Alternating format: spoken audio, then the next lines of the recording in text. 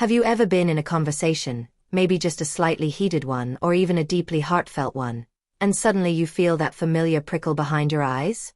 Before you can stop it, your voice cracks, and the tears start to fall. For many, this is a source of immense frustration or even embarrassment. We live in a world that often equates tears with weakness or a lack of control, yet the psychology behind why some people cry more easily than others is far more complex, beautiful, and scientifically grounded than a simple overflow of emotion. It isn't just about being sensitive, it's about how your unique brain processes the world around you. To understand the frequent crier, we first have to look at the biological machinery of tears. We all have three types: basal tears that keep our eyes moist, reflex tears that spring up when we're chopping onions, and emotional tears. Those emotional tears are unique to humans, and they actually contain different chemical components, including higher levels of stress hormones like ACTH. When you cry easily, your body is essentially using a high-speed pressure release valve. While one person might internalize stress until it manifests as a headache or a short temper, your nervous system is wired to offload that physiological arousal immediately through tearing. A significant portion of people who cry easily fall into the category of what psychologists call high sensitivity, or HSP. This isn't a disorder. It's a personality trait found in about 20% of the population. If you are an HSP, your brain processes sensory information more deeply. You aren't just hearing a noise, you're analyzing its tone. You aren't just seeing a sad movie. You are absorbing the character's grief as if it were your own. This depth of processing means your emotional bucket fills up much faster than the average person's. When that bucket overflows, it comes out as tears. For you, crying isn't necessarily a sign of intense sadness. It's a sign of intense input. Beyond personality traits, our personal histories play a massive role in our tear response. Our attachment styles, formed in our earliest years, create a blueprint for how we handle vulnerability. Those with a preoccupied or anxious attachment style may find themselves crying more easily because their internal system is hyper-attuned to shifts in connection or the threat of abandonment. On the flip side, someone who grew up in an environment where emotions were suppressed might find that as an adult, their tears come out in a flood because they've lost the habit of leaking emotion in smaller, more manageable ways. Then there is the concept of thin boundaries. This is a psychological term for people who have a less rigid line between themselves and the world around them. If you have thin boundaries, you might find that you cry when you see someone else being praised, or even when you see a particularly beautiful sunset. You are more permeable to the energy of a room. This can be exhausting, but it also means you likely possess a level of empathy that is rare and profound. You feel the undercurrents of life that others might miss entirely. We also have to talk about the angry cry.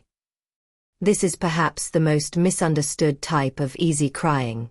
Many people feel deep shame when they cry during an argument, fearing they look fragile or like they've lost. In reality, this often happens because of a physiological phenomenon called emotional overlap. When you feel intense anger or frustration, your autonomic nervous system goes into overdrive. For some, the brain can't quite distinguish between the high arousal of anger and the high arousal of sadness, so it triggers the tear ducts to help lower the heart rate and bring the body back to a state of equilibrium. It's not a sign that you're backing down. It's a sign that your body is trying to keep you from redlining. Interestingly, the tendency to cry easily can also be linked to your levels of certain neurotransmitters, like serotonin or oxytocin. Oxytocin, often called the cuddle hormone, plays a role in social bonding. Higher levels of it can make us feel more connected to others, but it also makes us more susceptible to the emotional weight of those connections.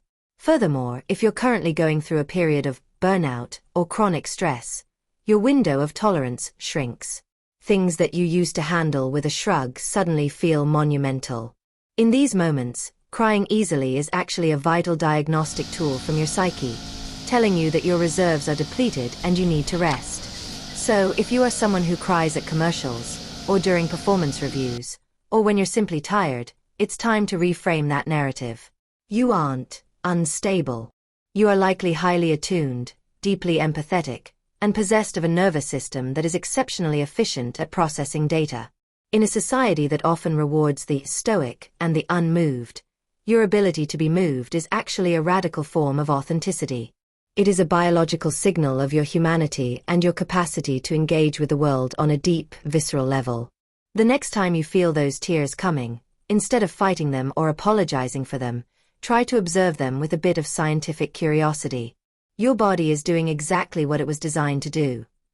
It is communicating, it is releasing, and it is keeping you balanced.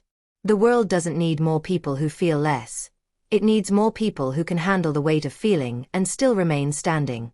Your tears aren't a leak in the boat. They are the water that allows the boat to float in the first place. If these words felt like a mirror to your own experience, I hope you carry away a sense of relief tonight. Understanding the why behind your tears is the first step toward transforming that frustration into a quiet kind of strength. You aren't broken, and you certainly aren't too much.